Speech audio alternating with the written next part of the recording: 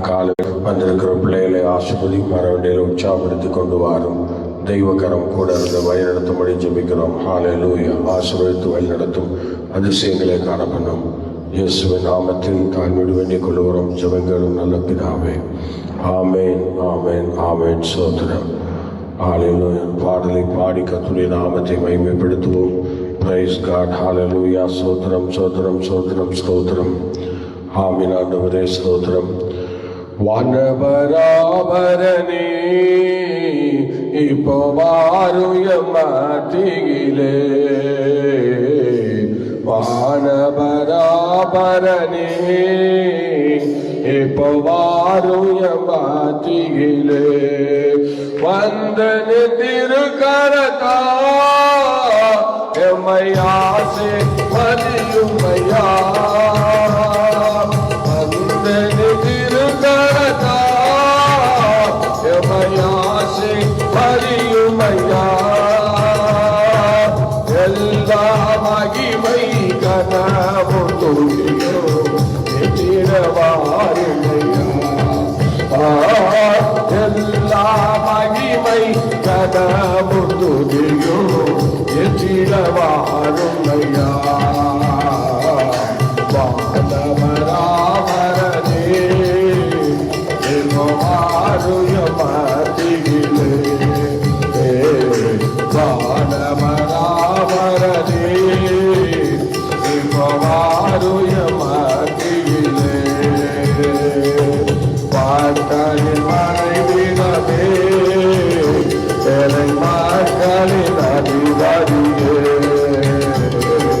பாட்டலின் மனைவிடமே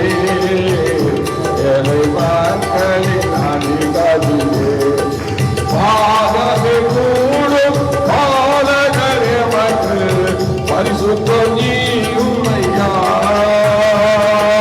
பாதமே கூடும் பாலகரே மக்கள் பரிசுத்தம் நீயும் ஐயா, வாக்குமாரா தேவாரோ வல்லமையால் நிற்க, வாக்குமாரா தேவாரோ வல்லமையால் நிற்க, வானவராமரனே வாருய மாத்திகிலே, வானவராமரனே வாருய மாத்திகிலே, திருவாசனவனிலே திருவாயும் இலக்கினவே, திருவாசனவனிலே திருவாயும் இலக்கினவே, கஷ்டமதிலும் கஷ்டமதிலும் கருணையும் நின்றிடவே, கஷ்டமதிலும் கஷ்டமதிலும் கருணையும் நின்றிடவே, நீ சக்தியோடு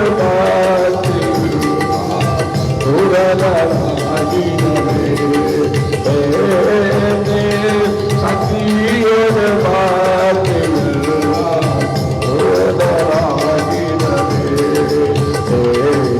வானவராமரனே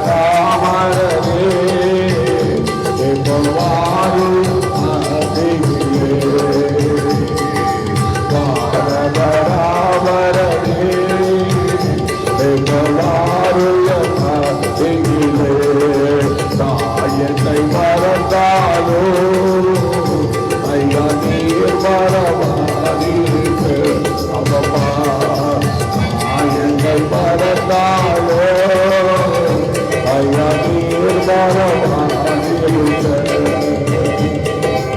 ஆவியினாலே உள்ளமலிவு அக்கினி காற்றிடவே,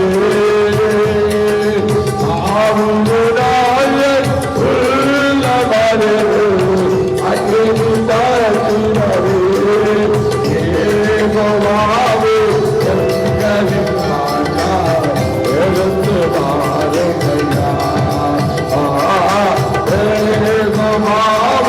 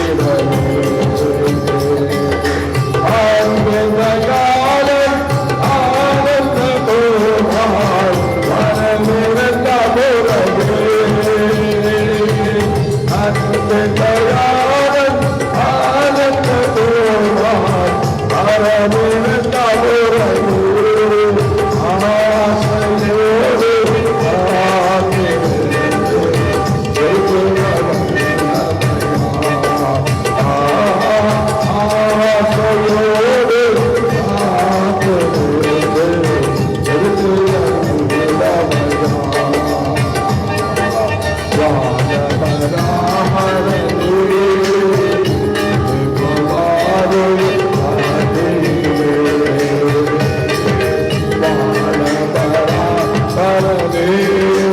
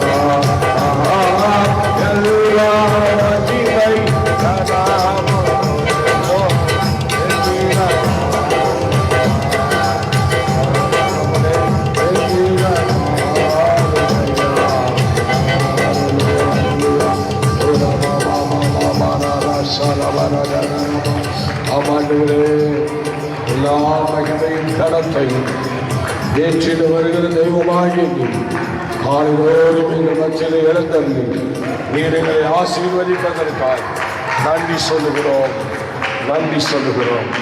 இந்த காலை வேளையுடைய சமூகத்தில் அர்ப்பணித்து இயேசுவின் நாமத்தில் வேண்டிக் கொள்கிறோம் நல்ல பிதாவே.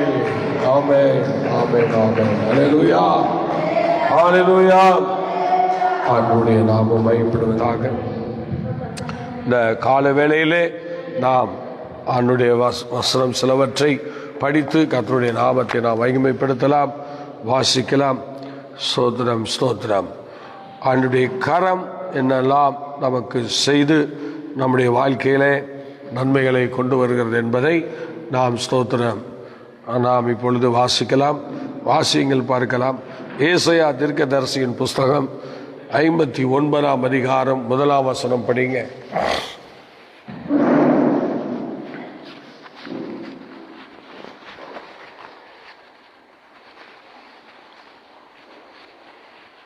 ஸ்தோத்திரம், ஸ்தோத்திரம், ஸ்தோத்திரம்.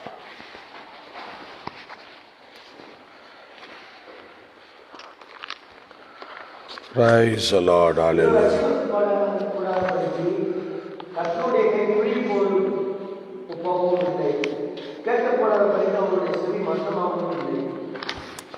Hallelujah.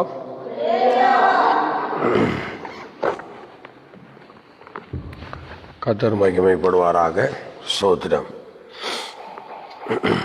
இந்த வசனத்திலே நாம் படிக்கும்போது, இதோ ரட்சிக்கப்படக்கூடாதபடிக்கு கர்த்தருடைய கரம் குறுகி போகவும் இல்லை, கேட்கக்கூடாதபடிக்கு அவருடைய செவிகள் மந்தமாகவும் இல்லை. ஆக கர்த்தருடைய கரம் இங்கே ஒரு காரியத்தை செய்ய முற்படுகிறது. என்ன காரியம் செய்ய முற்படுகிறது என்று நாம் பார்க்கும்போது, ஸ்தோத்திரம், கர்த்தருடைய கரம் ரட்சிக்கிறது. ஸ்தோத்திரம், கர்த்தருடைய கரம் ரட்சிக்கிறது. அல்லேலூயா. ஆண்டவருடைய கரம் ஒவ்வொரு மனிதனுடைய வாழ்க்கையில முதலாவது ரட்சிப்பை கொண்டு வருகிறது. அந்த ரட்சிப்பை கொண்டு வருகிற அந்த வேலையில ஸ்தோத்திரம், அந்த கரத்துக்கு ஆப்போசிட்டாக சில விஷயங்களை நம்ம பார்க்கிறோம். முதலாவது தேவனுடைய கரத்துக்கு விரோதமான தன்மைகள் என்று சொல்லும் போது, அது தேவனுடைய கரம் வரும்போது அதை தடை செய்கிற ஒரு அனுபவங்கள் காணப்படுகிற சில காரியங்களை தான் கீழே நம்ம படிக்கிறோம். 2வது வசனத்தில், உங்கள் அக்கிரமங்களே உங்களுக்கும் உங்கள் தேவனுக்கும் நடுவாக பிரிவினையை உண்டாக்குகிறது. உங்கள் பாவங்களே அவர் உங்களுக்கு செவிகொடாதபடிக்கு அவருடைய முகத்தை உங்களுக்கு மறைக்கிறது. பார்த்தீங்களா? ஸ்தோத்திரம். எவ்வளோ அருமையாய் சொல்லுகிறார். தேவனுடைய கரத்துக்கு விரோத செயல்கள் என்று சொல்லும்போது, தேவனுடைய கரம் ரட்சிக்க வருகிறது. அந்த ரட்சிப்பை தடை செய்வதற்கு ஏதுவாக இங்கே சில பிரச்சனைகள் காணப்படுகிறது, சில போராட்டங்கள் காணப்படுகிறது. அநேக தேவ ஜனங்களுடைய வாழ்க்கையில தேவனுடைய ரட்சிப்பு இன்றும் நடக்கவில்லை. தேவனுடைய ரட்சிப்பு இன்னைக்கும் உண்டாகலை. எப்போதும் தோல்வியை தான் அவர்கள் சொல்லிக் கொண்டிருக்கிறார்கள். நான் தோல்விக்கு நேராகவே போய் கொண்டிருக்கிற அந்த அனுபவத்தை தான் அவர்கள் சொல்லிக் கொள்கிறார்கள். அல்லேலூயா. இது எவ்வளோ பெரிய காரியம் பாருங்கள். சோத்திரம். எப்போ பார்த்தாலும் எனக்கு அது இல்லை, இது இல்லை, எனக்கு அப்படியெல்லாம் இருக்குது, இப்படியெல்லாம் இருக்குது, எனக்கு எந்த ஆசீர்வாதமும் இல்லை, நான் இப்போ ரொம்ப காலமாக இப்படியே தான் இருக்கிறேன் என்றெல்லாம் சொல்லுவார்கள். ஆனால் தேவன் ஒரு எய்மோடு தான் ஒவ்வொரு மனுஷனுடைய வாழ்க்கையிலையும் வராரு. ஆனால் அவர் ரட்சிக்க முடியாமல் அப்படியே என்ன செய்கிறார்? மெய் மறந்து நிற்கிறார். உன்னை பார்க்க முடியல, உன்னை கேட்க முடியல, என் கரம் உன்கிட்ட வேலை செய்ய முடியல என்று சொல்லுகிறார். அதுக்கு மெயின் காரணத்தை சுட்டி காட்டுகிறார். என்ன சொல்ல பாரு, உங்கள் நடுவாக பிரிவினை உண்டாக்குகிற அக்கிரமங்கள், பாவங்கள், இந்த ரெண்டும் தேவனுடைய கரத்துக்கு விரோதமாக எழும்பி நின்று வேலை செய்யக்கூடாதபடிக்கு அதை தடை செய்து கொண்டிருக்கிறார். பார்த்தீங்களா? சோத்திரம். அக்கிரமங்கள் என்று சொல்லும்போது நிறைய விஷயங்களை நம்ம செய்யலாம், சோத்திரம் செய்திருக்கலாம். அது சங்கீதக்காரன் தாவீது சொல்லும்போது எப்படி சொல்றாரு பாருங்க. ஸ்தோத்திரம், என் அக்கிரமத்தை நான் என்ன செய்தேன்? ஸ்தோத்திரம், அறிக்கையிடாமல் வைத்திருந்த அந்த அக்கிரமத்தை, அதனால நித்தம் என் எலும்புகளெல்லாம் என்ன செய்திருச்சான்? படிக்க பார்க்கலாம் அந்த வசனத்தை. 30 ஸ்தோத்திரம், சங்கீதங்களின் புஸ்தகம் ஸ்தோத்திரம் 33. ஹல்லேலூயா. ஸ்தோத்திரம் சோதரம் சோதரம். ஹல்லேலூயா. ஸ்தோத்திரம். நான் அவர் அழகாக சொன்னார் பாருங்க, அதில் எவ்வளோ அருமையாக சொன்னார் பாருங்க. ஸ்தோத்திரம். அவர் சொன்னார், நான் 5ஆம் வசனம் 32:5, நான் என் அக்கிரமத்தை மறைக்காமல் என் பாவத்தை உமக்கு அறிவித்தேன், என் மீறுதல்களை கர்த்தருக்கு அறிக்கையிடுவேன் என்றேன். ஸ்தோத்திரம். பார்த்தீங்களா, இதில் இப்படி சொல்றாரு. ஸ்தோத்திரம். அடுத்தது 3வது வசனத்தில் என்ன சொல்றாரு அப்படின்னா, அக்கிரமத்தை அறிக்கையிட்டதுனால இப்போ நம்ம படித்தோம். எப்படி? நான் என் அக்கிரமத்தை மறைக்காமல் என் பாவத்தை உமக்கு அறிவித்தேன்.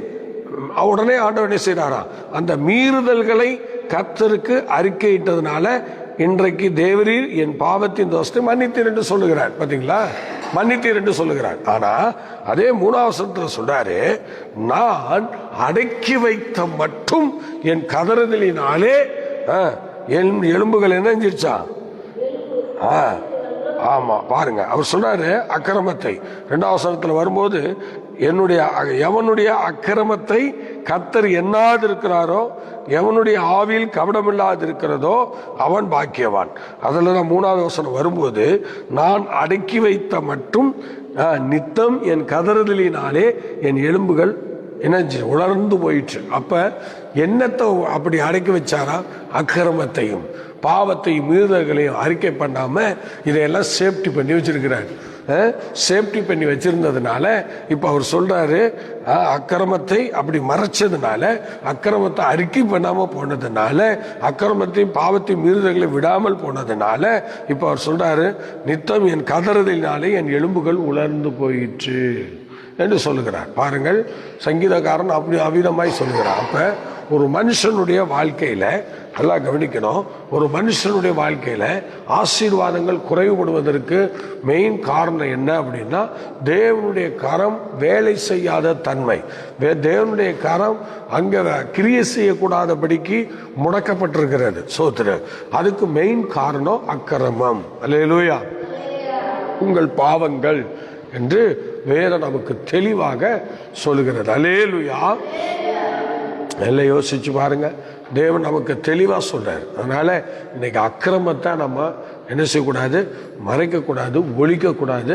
அதை கர்த்தருக்கு அறிக்கையிடும் போது தான் அந்த காரியம் நமக்கு ஆசீர்வாதமாக அமைகிறது. அல்லேலூயா, அல்லேலூயா. அதனால எனக்கு அக்கிரமம்னா ஸ்தோத்திரம், எனக்கு ஒன்றும் இல்லை அப்படிலாம் சொல்ல முடியாது.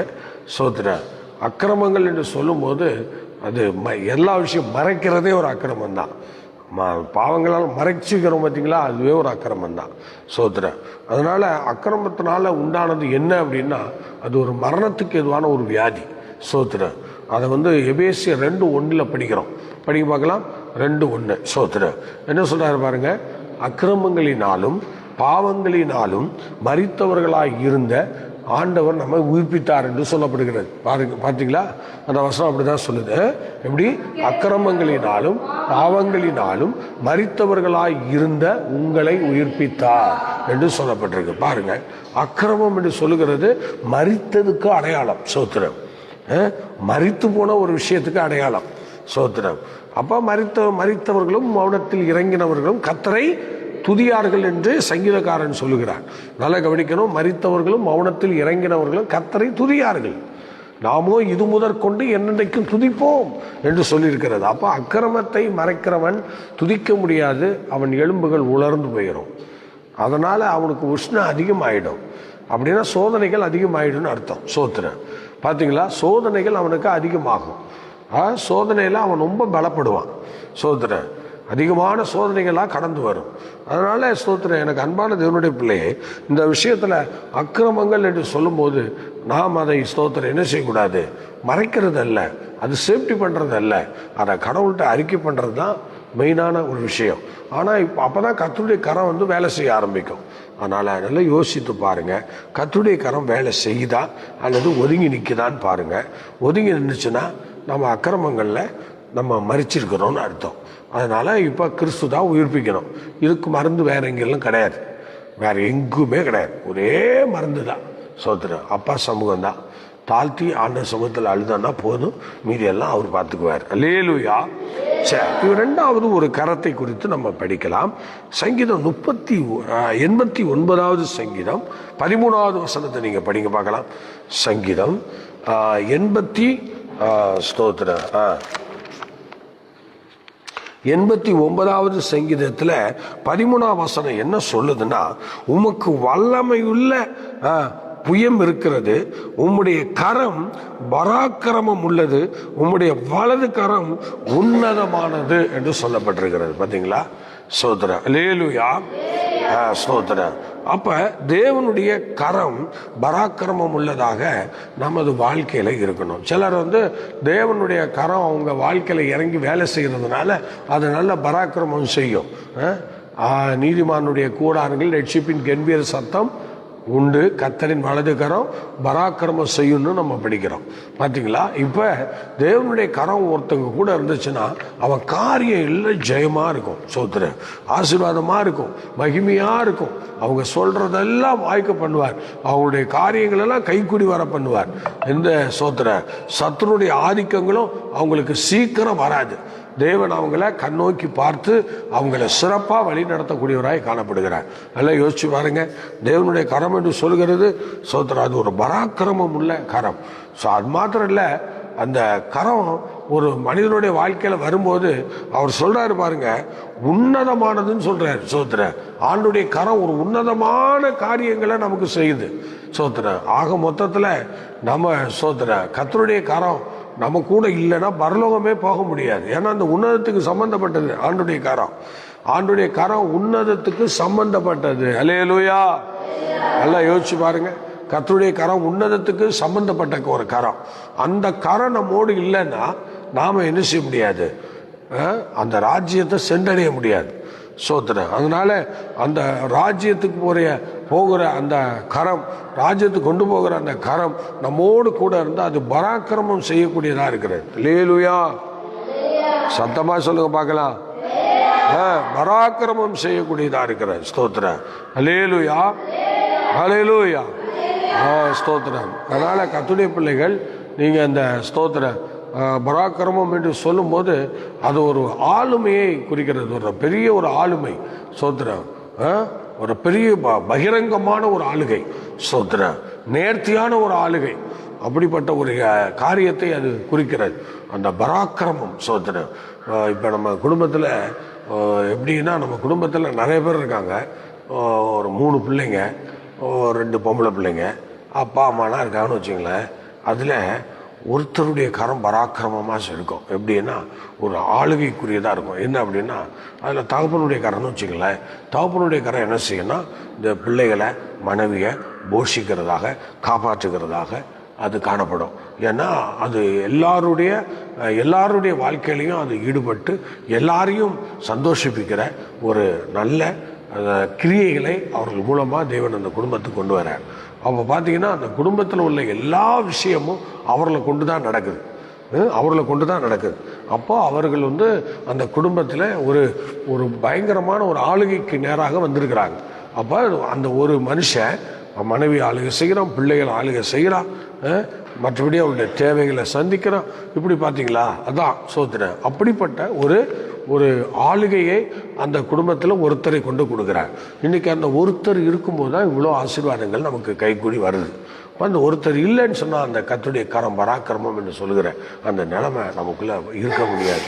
அதனால சோத்திரம், அந்த ஒருத்தர் அந்த குடும்பத்தையே நிறைவுபடுத்துகிற ஒரு ஆசீர்வாதம். அல்லேலூயா. ஸ்தோத்திரம். ஆகவே எனக்கு அன்பான தேவனுடைய பிள்ளையை நல்லா தெரிஞ்சுக்கணும், கர்த்தருடைய கரம் பராக்கிரமம் செய்கிறது என்றால் அது சாதாரண விஷயம் இல்லை. கர்த்தருடைய கரம் ஒரு ஆளுகைக்கு நேராக வருதுன்னா சாதாரண விஷயம் இல்லை. நம்மை நேசிக்கிற போது அதை ஆண்டவர் நிச்சயமாக நம்ம வாழ்க்கையில் அதை செய்வார். ஸ்தோத்திரம். நாம் அதுக்கு தேறினவர்களாக காணப்பட வேண்டியது அவசியமாக இருக்கிறது. இன்னொரு வசனம் படிக்கும்போது என்னாகமத்தின் புஸ்தகம் 11ஆம் அதிகாரம் 23வது வசனம் படிக்க பார்க்கலாம். என்னாகமும் ஸ்தோத்திரம் என்னாகமும் 11:23. 11:23 படிங்க.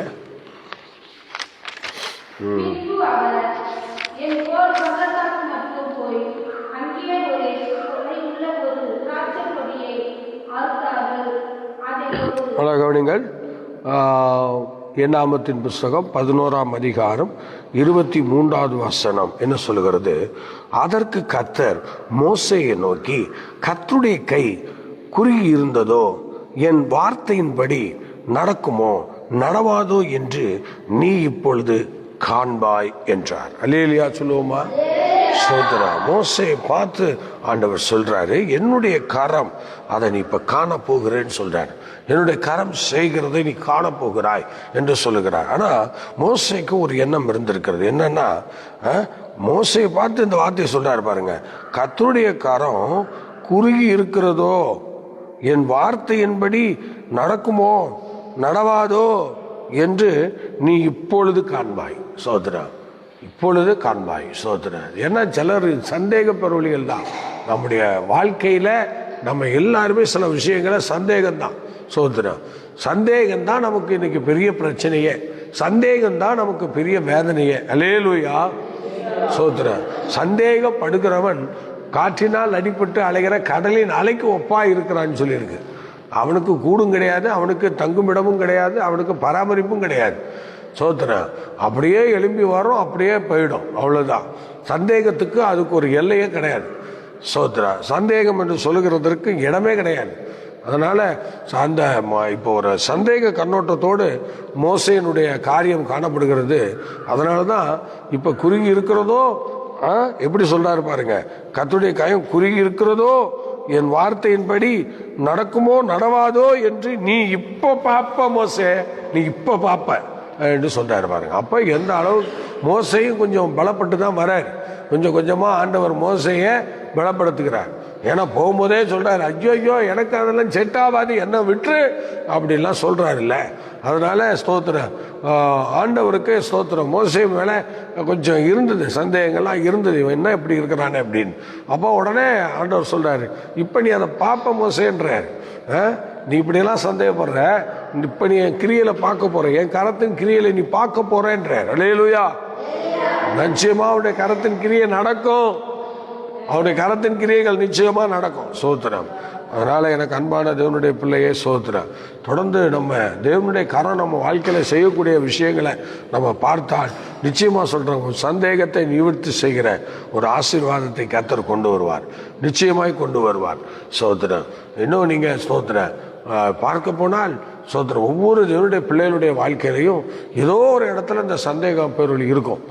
ஆமா, எனக்கெல்லாம் எங்க வரப்போகுது, எனக்கெல்லாம் எங்க கிடைக்க போகுது, எனக்கெல்லாம் நான் எப்படி நடக்க போகுது, இதே பொழப்பு தான். சோத்திரன் சிலருக்கு விசுவாசமே கிடையாது. சோத்திரன் எல்லாம் சந்தேக பெருவழியா தான் இருக்கிறோம். சோத்திரன் அதனால நமக்கு ஆசீர்வாதம்லாம் கொஞ்சம் தள்ளி போயிட்டே இருக்கு.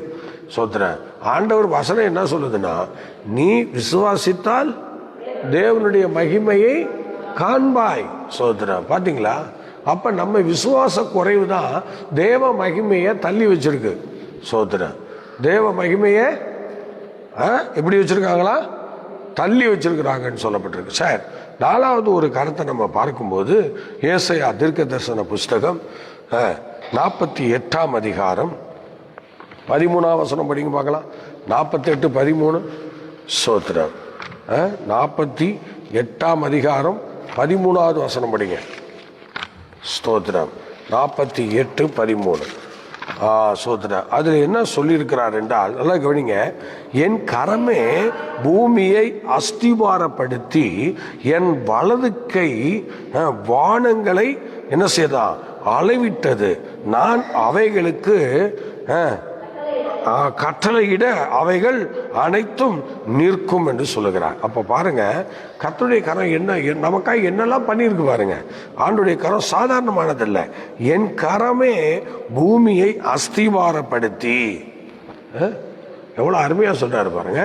என்னுடைய கரம் இந்த பூமியை அஸ்திவாரப்படுத்திச்சான். ஆனா நம்ம சொல்றது என்னன்னா, 3ஆம் நாள் வானத்தையும் பூமி என்ன சமுத்திரத்தையும் பூமியையும் 8ஆம் உண்டாக்குனார் அப்படின்லாம் நம்ம சொல்றோம். ஆனா இங்க என்ன சொல்றாரு பாருங்க, அவர் சொல்றாரு என் கரம் தான் அதை உண்டாக்குச்சுன்றாரு. கர்த்தருடைய கரம் தான் இந்த பூமியை உண்டாக்குச்சு, அஸ்திவாரப்படுத்துச்சுன்றாரு. வார்த்தையினால் வந்ததுன்னு சொல்கிறோம், ஆனால் அந்த வார்த்தை இயேசு என்று சொல்கிறோம். ஆனால் இப்போ என்ன சொல்கிறாருன்னா, இந்த அவருடைய கரம் தான் அதை உருவாக்கியிருக்கு. எவ்வளோ அருமையாக சொல்கிறார், என் கரமே பூமியை அஸ்திவாரப்படுத்தி என் வலது கரம் வானங்களை அளவிட்டதான். அப்போ தேவன் வார்த்தையினால் அதை செய்திருந்தாலும் ஆண்டவர் தனது கரத்தை வச்சு தான் அங்கே என்ன பண்ணியிருக்காரு, பூமியை அஸ்திவாரப்படுத்திட்டு வானத்தை வட்டமிட்டிருக்கிறார். இப்படி இப்படி இப்படி வா அப்படின்னு சொல்லி ஒரு செய்கையை காமிச்சு பண்ணியிருக்கிறார். பாருங்கள், ஆண்டுடைய கரத்தினால தான் இவ்வளோ நடந்திருக்கு. இவ்வளோ பூமி அஸ்திவாரப்படுத்தப்பட்டதெல்லாம் யாரால? தேவனுடைய கரத்தினால. இது எந்த மண்ணு முட்டுக்கும் தெரியாது. சோத்திரம் ஆண்டவர் எப்படி உண்டாக்குனாருங்கிறத நம்ம வேதத்தில் ஆரம்பத்தில் பார்க்கறத விட கண்டினியூஸாக படித்தாதான் நமக்கு நல்லா தெரியும். வேதத்தை முழுமையாக படிக்கும்போது தான் சில வசனங்கள்லாம் நமக்கு புரியுது. சோத்திரம் அப்போ தேவன் அந்த இடத்துல என்ன செய்கிறார் பாருங்க, அவருடைய கரத்தினால் பூமியை அஸ்திவாரப்படுத்தி அவருடைய கரத்தினாலே வானங்களையும் என்ன பண்ணுறாரு, உண்டாக்குகிறதை நாம் பார்க்கிறோம். சோத்திரம் கரமே பூமியை அஸ்திவாரப்படுத்தி என் வலது கரம் வானங்களை அளவிட்டது. சோத்திரம் வானங்களே அளவிட்டது. இவ்வளோ தூரத்துலேருந்து இவ்வளோ தூரம் வரைக்கும் வானம் இருக்கணும்னு அளவிட்டு தான், தேவனுடைய கரத்தினால அளவிட்டு தான் அது காணப்படுகிறது. நல்லா யோசிச்சு பாருங்க, தேவன் அளந்திருக்கிறார். சோத்திரம் சும்மா நம்ம ஆண்டவர் படைச்சார் எப்படி படைச்சாருங்கிறது தெரியணும். சோத்திரம் எப்படி அவர் உண்டாக்கினார்னு இருக்கும். சோத்திரம் ஆக மொத்தத்தில் அவர் படைப்புல எல்லாம் ஆண்டுடைய கரம் கூட இருந்து தான் எல்லாம் பண்ணியிருக்கு. வானமும் பூமியும் ரொம்ப முக்கியமானது இந்த உலகத்தில். அப்போ அதையே கர்த்தருடைய கரம் தான் உருவாக்கியிருக்கு. நம்ம மனுஷனை கர்த்தருடைய கரம் உருவாக்குனதான் நமக்கு தெரியும். ஆனால் இப்போ பூமியையே அஸ்திவாரப்படுத்தது அவருடைய கரம் தான், வானத்தையே அளவிட்டது அவருடைய கரம் தான். நல்லா யோசிச்சு பாருங்க. அல்லேலூயா. சரி, ஆகவே எனக்கு அன்பான தேவனுடைய பிள்ளைகளே, தொடர்ந்து நம்ம ஆண்டவருடைய சமூகத்தில் நம்ம ஸ்தோத்திரம் என்ன செய்கிறது, தேவ சமூகத்தில் நம்ம மிகவும் தாழ்மையாய் பொறுமையாய் சகிப்புத்தன்மையாய் காணப்பட வேண்டியது அவசியமாக இருக்கிறது. ஏன்னா அவர் படைச்ச பூமியிலேயாக்கும் நம்ம இருக்கோம், அவர் படைச்ச வானத்துக்கு கீழேயாக்கும் நம்ம இருக்கோம். அதனால் நம்ம மனம் பார்த்துட்டு எதுவும் பேசாமல் அப்பா சமூகத்தில் கொஞ்சம் அடங்கி இருந்தோம்னா நம்முடைய லைஃப் நல்லா இருக்கும் என்பதை இந்த கால வேளையில தெரிந்து கொள்ள வேண்டும். அல்லேலூயா. சோத்திரம். அதனால கர்த்தருடைய பிள்ளைகள், நீங்கள் சோத்திரம் இந்த 4வது விஷயத்தை நம்ம படித்தோம். இப்போ அடுத்தது 5வது ஒரு வசனத்தை நம்ம படிக்கலாம். ஏசாயா தீர்க்க தரிசன புஸ்தகம் 41ஆம் அதிகாரம் 41ஆம் அதிகாரத்திலே 10வது வசனம் இவ்விதமாக சொல்லுகிறது. கவனிங்கள், நல்லா கவனிங்க.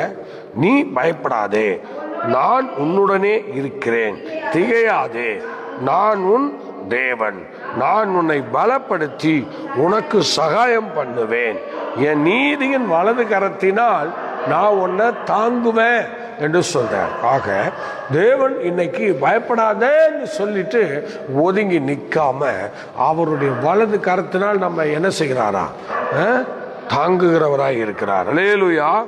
வலது கரத்தினால் உன்னை தாங்குவேன் என்று சொல்றார். பயப்படாத அப்படின்னு சொல்றவங்க நிறைய பேர் இருக்காங்க, ஆனா அவரு வலது கையினால் தாங்குறவங்க நிறைய பேர் கிடையாது.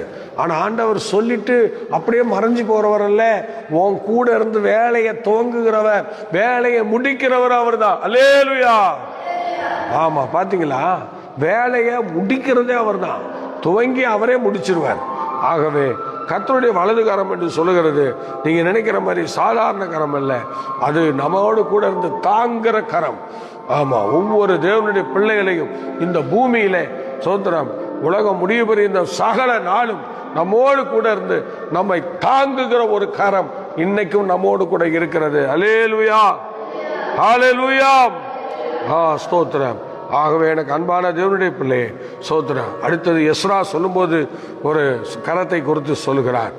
ஸ்தோத்திரம். பாருங்கள், அசிங்க பார்க்கலாம். 6வது எஸ்ரா ஒரு கரத்தை சொல்லுகிறார். 7-9 படிக்க பார்க்கலாம். எஸ்ராவின் புஸ்தகம் 7-9. எஸ்ராவின் புஸ்தகம் 7-9 இவ்விதமாய் சொல்லுகிறார். என்ன சொல்றாரு பாருங்க. அதில் படிக்கும்போது 7ஆம் அதிகாரம் 9வது வசனம் இவ்விதமாய் சொல்லுகிறார். 1ஆம் மாதம் 1 தேதியிலே அவன் பாபிலோனிலிருந்து பிரயாணமாக புறப்பட்டு 5ஆம் மாதம் 1 தேதியிலே தன் தேவனுடைய தயவுள்ள கரம் என்மேல் இருக்கிறதினால் எருசலேமுக்கு வந்தான். அல்லேலூயா. தன்மேல் இருக்கிறதினால் அவன் எருசலேமுக்கு வந்தான்.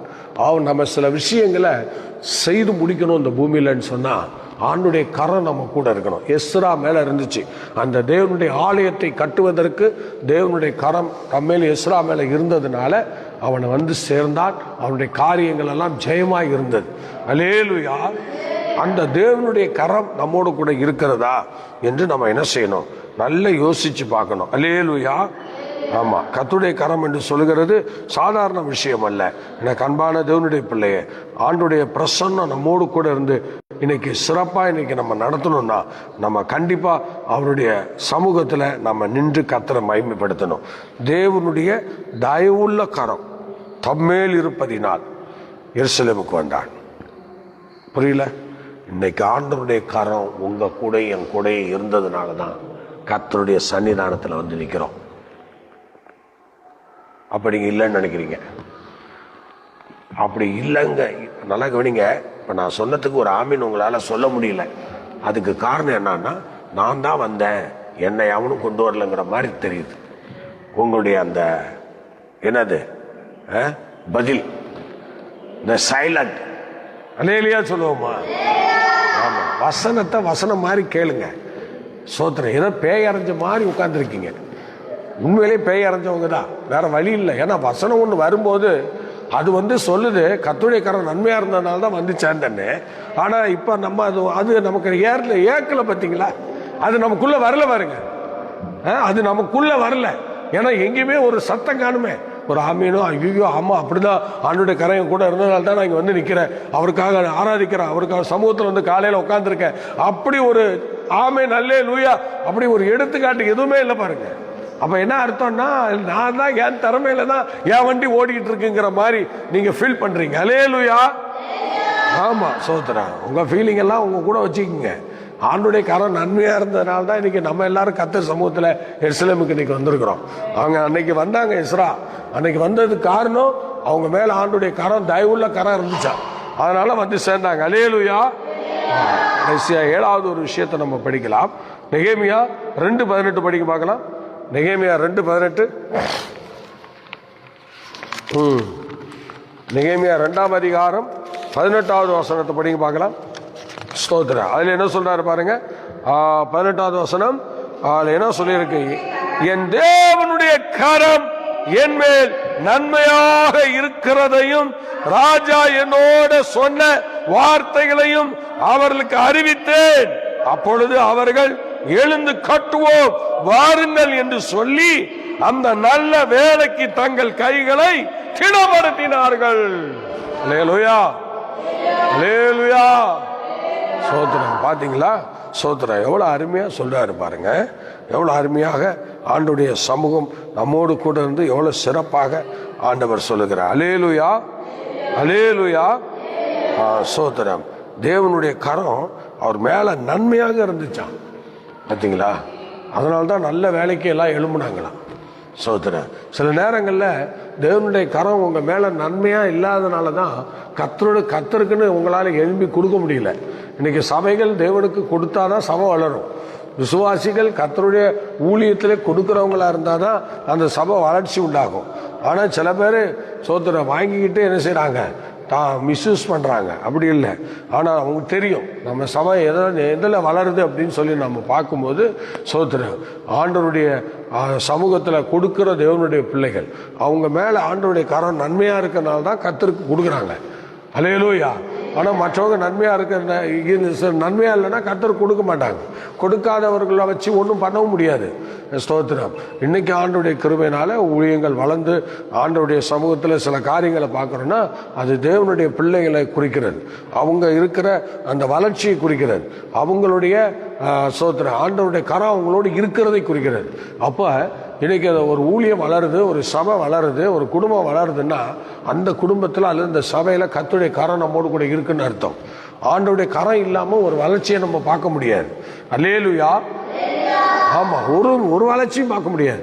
ஆனால் இன்னைக்கு அவர் சொல்றாரு, தேவனுடைய கரம் என் மேல நன்மையா இருந்ததுனால தான் எப்ப நான் என்ன பண்றேன், இந்த நல்ல வேலைக்கு தங்கள் கைகள் எல்லாம் எல்லாரும் திடப்படுத்தினார்களாம். சோத்திரம். அப்ப தேவனுடைய கரம் நன்மையா இருந்தாதான் நம்ம ஆண்டவருக்கண்டு எதையாவது செய்ய முடியும், எதையாவது பண்ண முடியும், கர்த்தருக்கா கொடுக்க முடியும். அந்த நன்மையா இல்லைன்னா சோத்திரம் ஒன்றும் பண்ண முடியாது. இப்போ நான் மாதந்தோறும் ஆண்டவருக்கு தசோபாகம் நான் கொடுக்குறேன். நான் கொடுக்கும்போது அந்த தசோபாகத்தை கொடுக்கும்போது ஒரு பக்கம் சொல்லுவான், ஏன்டா இவ்வளோ கொண்டு போய் கொடுக்குறேன், இவ்வளோ காசு வந்துச்சாடா அவனுக்கு, இவ்வளோ காசு செலவு பண்ணிடா, ஏன்னா இவ்வளோ கொண்டு கொடுக்குற அப்படிலாம் கேட்கும் அந்த மனசாட்சி. அது என்னன்னா தேவனுடைய கரத்தை புறக்கணிக்கிற ஆவி. அது அப்படி புறக்கணிக்கிற அந்த அனுபவத்தை நம்ம ஏற்றுக்கொள்ளக்கூடாது. ஆனால் சோத்திரம், நான் சொல்லுவேன், நான் விதைக்கிறேன், நான் ஒன்றும் கொடுக்கல. சொல்லுங்க, நான் எப்படி ஆண்டவருக்குன்னு கொடுக்கறத நம்ம ஒரு விதையாக தான் பார்க்கணும். இது விதைக்கிறது தான். சோத்திரம், ஆண்டவருக்குன்னு எவெல்லாம் கொடுக்குறானோ அது ஒரு விதை தான். அது உண்மையிலேயே அது விதை தான். நீங்கள் விதைக்கிறத கண்டிப்பாக நம்ம என்ன செய்ய போகிறோம், அறுக்க போகிறோம். இதை புறம் முடிச்சவனும் அங்கே கொடுக்காத, இங்கே கொடுக்காத, அதை செய்யாத, இதை செய்யாதன்னு கடைசி வரையும் நாசமாக போய் நிற்பானுவோம். ஒரு பைசாவுக்கு பிரயோஜனம்லாம் போயிடுவானுவோம். அவனால சோத்திரம், இந்த தேசத்தில் அவனால எந்த விருத்தியும் இருக்காது.